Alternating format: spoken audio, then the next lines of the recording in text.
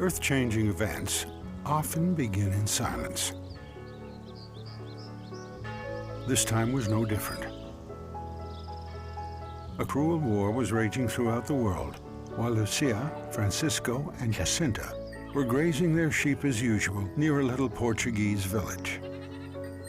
A lady in resplendent light appeared to them, saying that she had come from heaven. She asked them to pray faithfully and say the rosary for the peace in the world. She warned that if people did not stop offending God, an even more terrible second war would follow. A multitude of pilgrims began coming to Fatima. During one of the following apparitions, the Mother of God asked for Russia to be consecrated to her Immaculate Heart.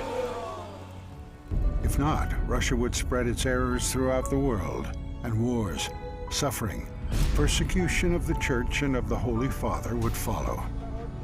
The Russian Revolution followed soon after.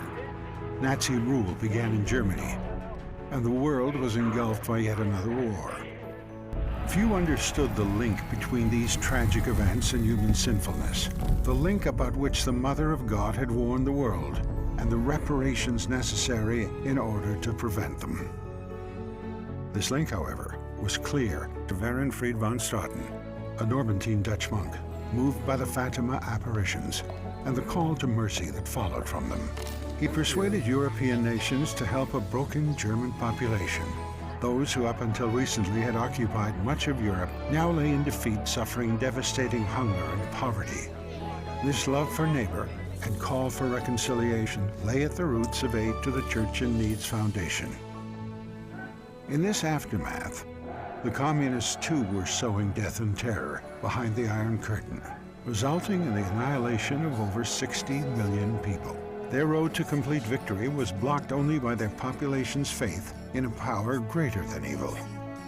And so the communists declared a total war on God. Driven by the suffering of the people of God, Aid to the Church in Need began to support the Church in the East. Father Werenfried knew that this wasn't only about Russia. He warned that the ideology of atheism and unbridled freedom would lead to enslavement.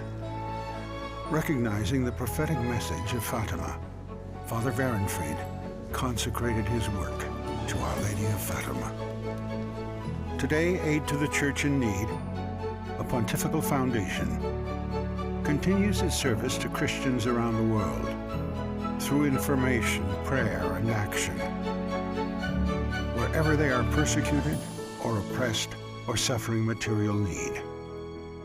The charity supports projects around the world, thanks to private donations from people who also believe in the power of love and mercy, and in the triumph of the Immaculate Heart of Mary. It all began on a certain afternoon when 3 small children saw the Mother of God and believed her in silence.